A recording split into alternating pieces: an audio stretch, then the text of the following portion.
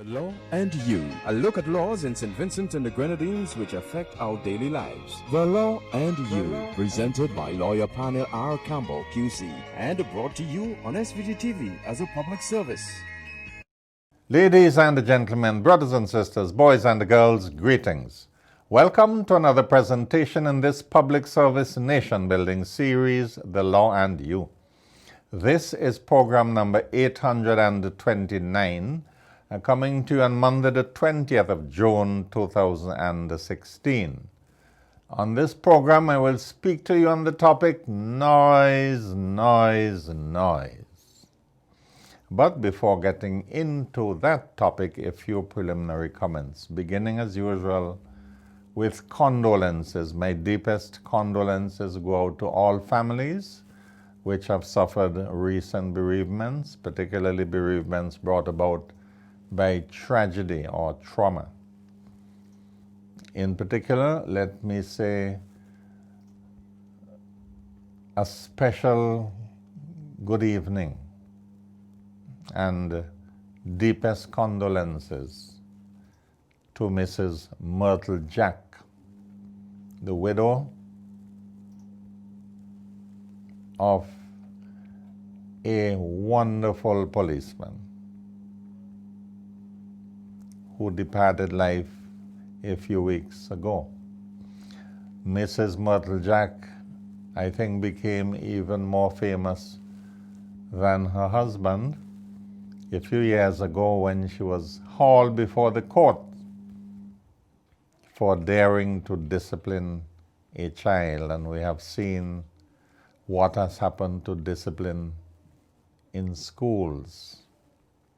So to you, our sister Myrtle, all the very best.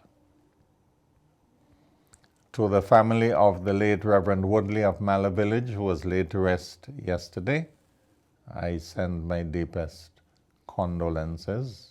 Unfortunately, I couldn't attend the funeral because being Father's Day, one had to attend to certain matters with the family.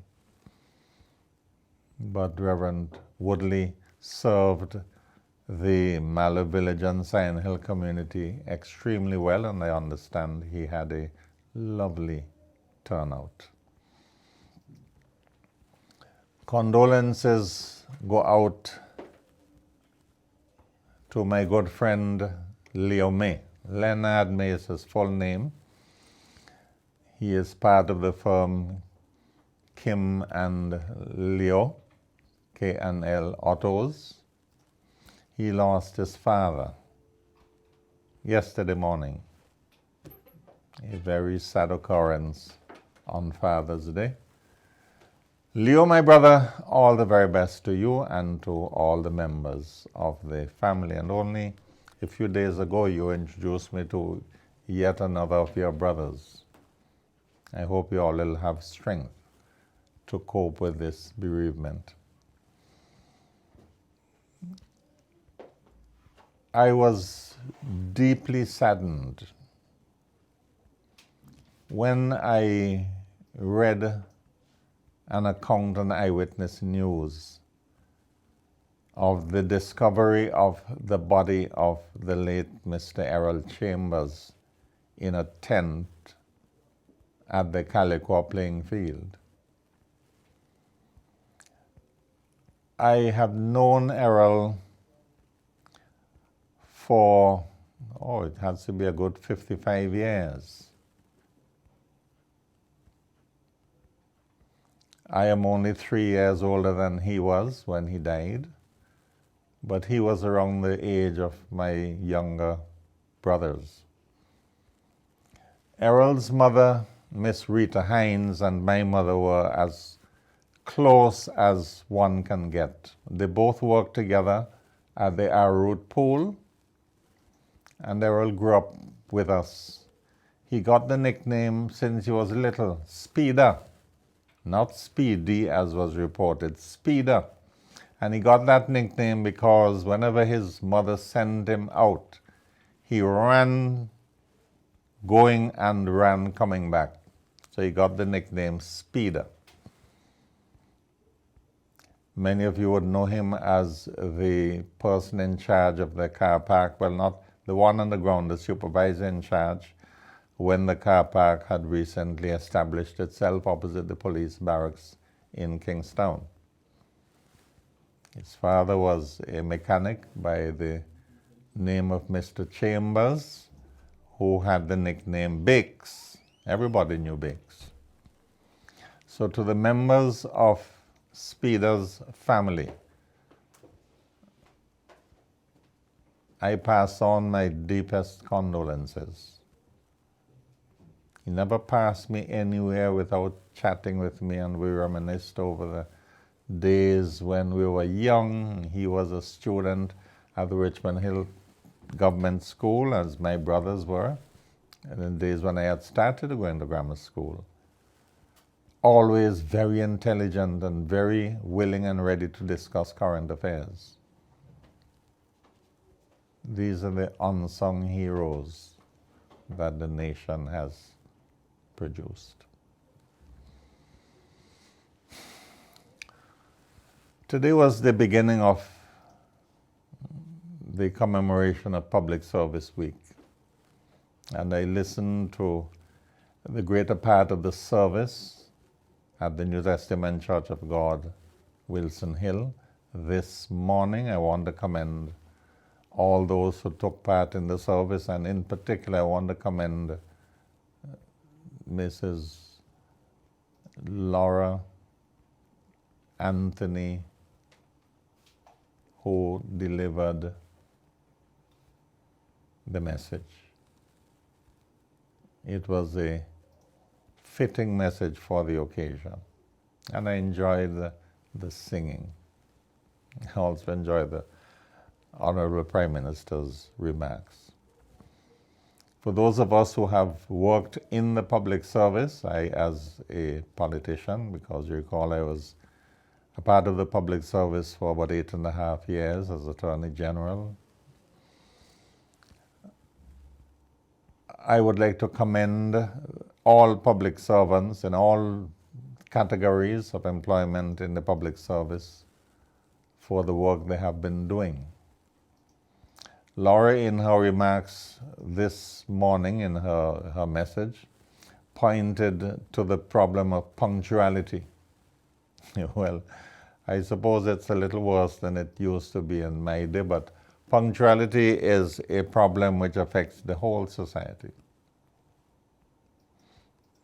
But those who are serious about life do take time seriously. Excuse me.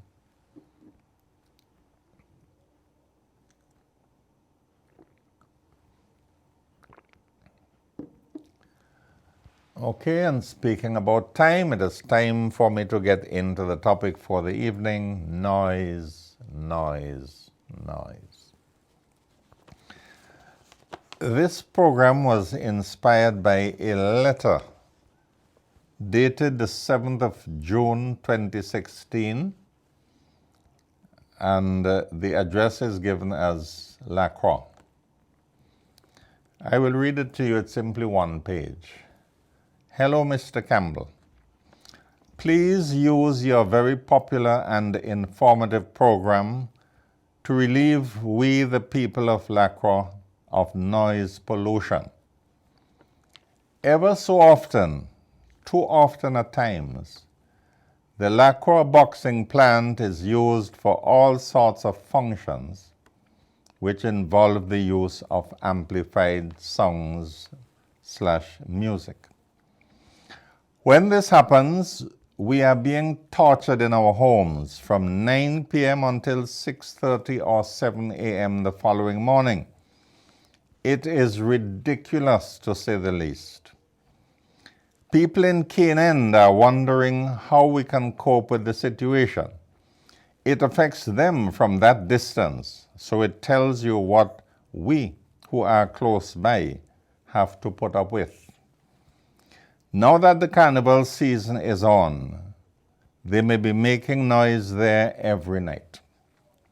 Carnival, Ash Wednesday, or whenever, no one should be given permission to make residents uncomfortable in their homes. It is the time wasting reporting. It is time wasting reporting to the police station. There are police on duty at these functions from start to finish. They should know what the Noise Act says. Thanks in advance for dealing with the matter, which I hope will bring some redress. Signed, a resident. And the letter was postmarked the 9th of June, written on the 7th of June. Now,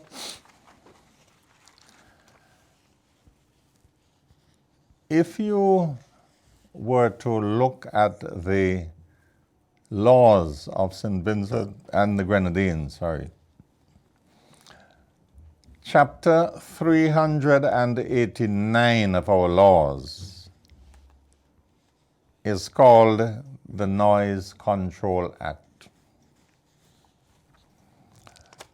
This act was passed in 1988 and it was amended in 1989 and again in 1992. And I had a hand in all three pieces of legislation. And it was further amended in 1996 after I had left office. I have dealt with noise perhaps more times on this program than I have dealt with any other topic outside topics dealing with the Constitution. And it had got to the stage where I felt it was a waste of time talking about noise again. I'd practically given up. Because you would have to look very long and carefully in the law books to find a piece of legislation that is so simple to understand, with the language is so clear, and that sets out in such a balanced manner to deal with what is, let us face it, a social menace and health hazard. The law gives the police ample powers to deal with noise if the police wanted to deal with noise. And the law also gives to citizens the power to go to court, both in the magistrate's court and in the high court, to seek redress for noise problems. But as I said just now, I have practically given up. I have just come to accept that we live in a society where people are allowed to do what they please without regard to the ill effects their actions have on the welfare of others. Now, the first characteristic of noise is that it can be started in an instant and it can be terminated in another instant. If you think of all the problems we have affecting us as a society, problems of the environment, takes time to clean up any part of the environment that is in need of being cleaned up. You hear talk of the Zika virus. It takes time to eradicate mosquitoes.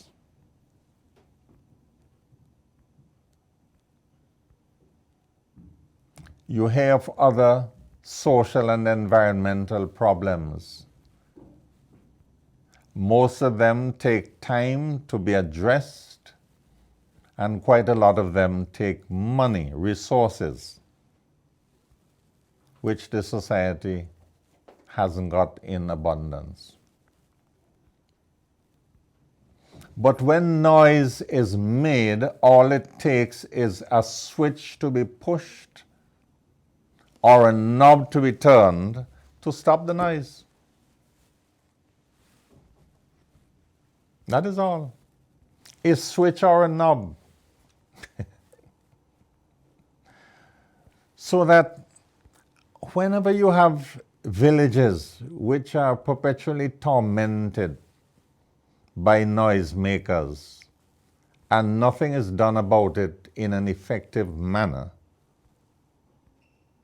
then we have to blame the authorities directly and incessantly.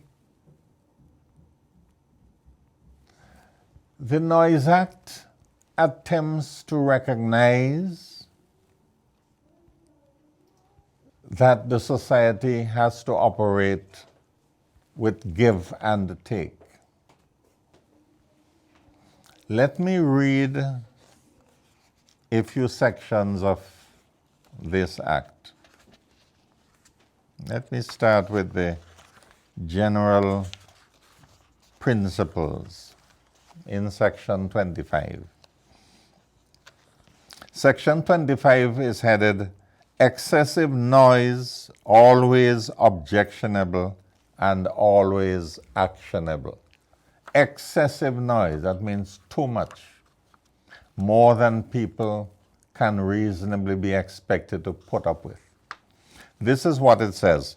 Every person in St. Vincent and the Grenadines shall observe the basic principle that the making or continuance of excessive noise shall be deemed to be against the public interest and shall be actionable under this act or otherwise.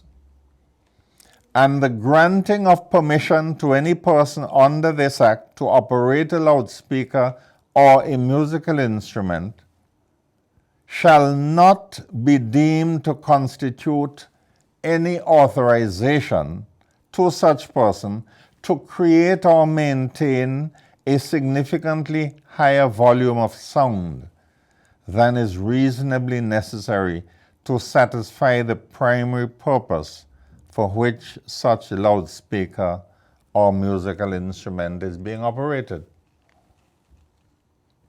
So that the law is saying that if excessive noise is being made, it is always objectionable.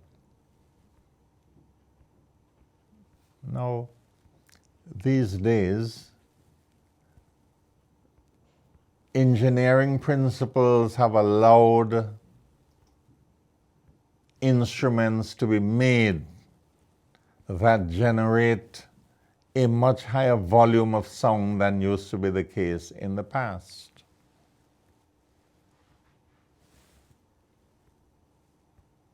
But every instrument that makes sound is capable of being regulated by something called a volume control knob or button if it's something you slide.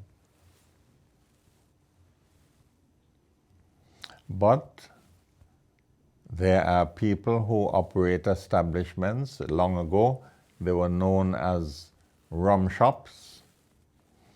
Now they are known as karaoke bars. And the people who operate that feel they have the right to play their music as high as they want and for as long as they want into the night. I want to draw your attention to a section of the Act which regulates loudspeakers in dance halls, Section 19. Section 19 says, 1.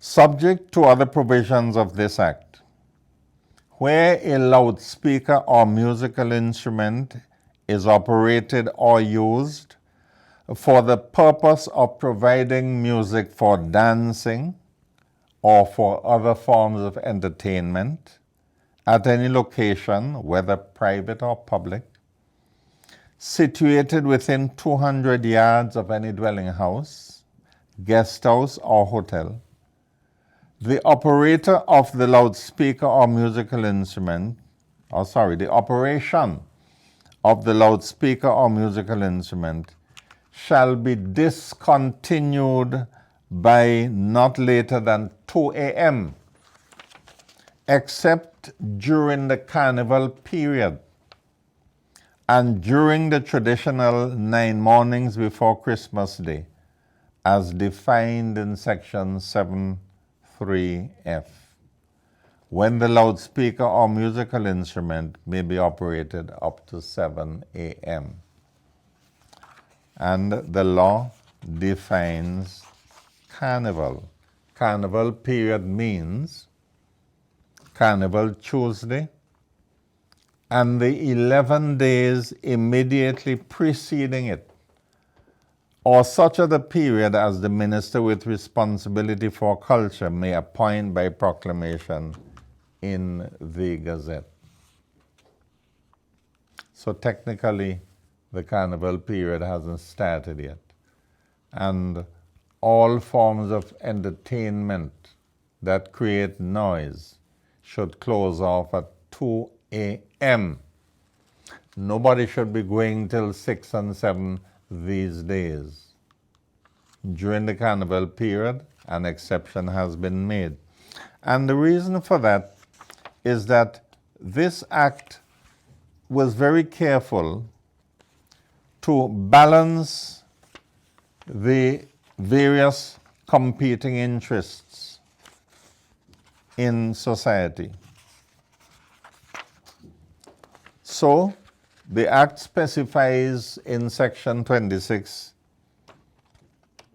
a test of reasonableness. 26.1.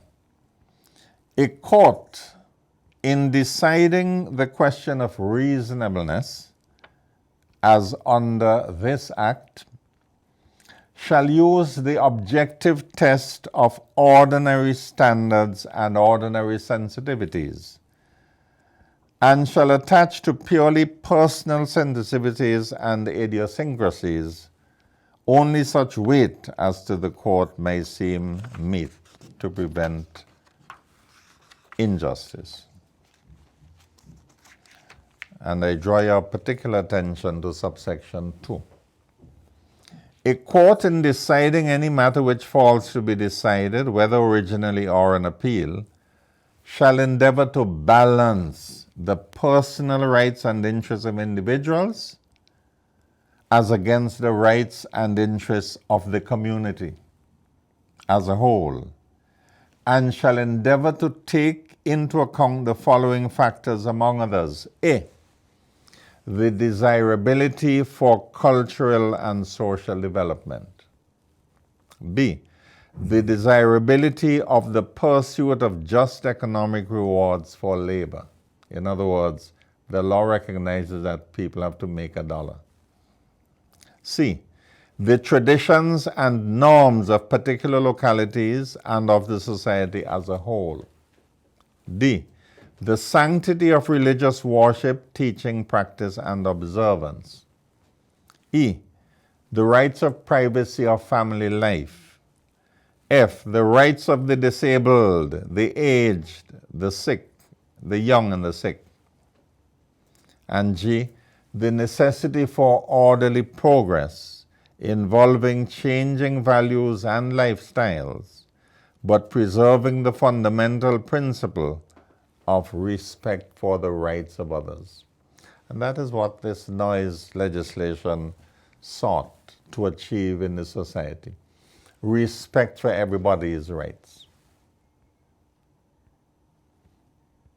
So we have to give and take. But preventing people from sleeping till well into 4 morning, well into the morning, night after night, can't be right. And the law gives the police enormous authority to deal with people. The law has steps that the police should take. When you receive the first report, what you should do. When you receive the second report, what you should do. But I am constantly being bombarded by people living in all localities in St. Vincent and Grenadines complaining about noise. The people in Beckway have suffered from noise, particularly in the harbor, for years, as well as people in other villages and other localities. But I can tell you one thing, nobody can say when it comes to noise that you need a law to this, that, and the other. You have the law. There is hardly anything more that could have been done by the law to create the situation in which noise can be effectively tackled. But the police are not bothering with the law. That's the problem. That's the problem. And for many people, it is inviting threats of violence if they are seen to complain individually.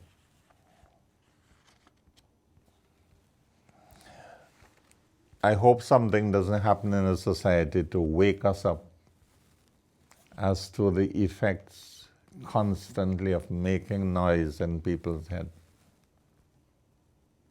And to the person who wrote from Lacroix, thank you for the letter, for making me go into this topic yet again. But I say this is one example in which the society has gone astray.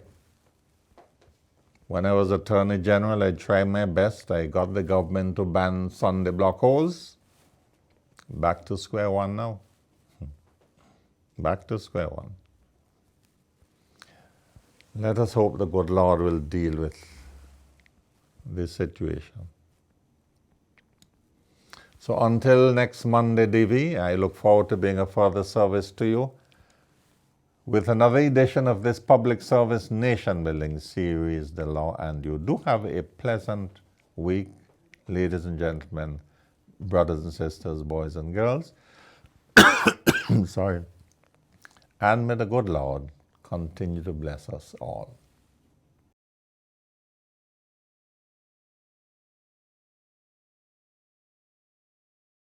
The Law and You. A look at laws in St. Vincent and the Grenadines which affect our daily lives. The Law and You. Presented by lawyer panel P.R Campbell QC and brought to you on SVG-TV as a public service.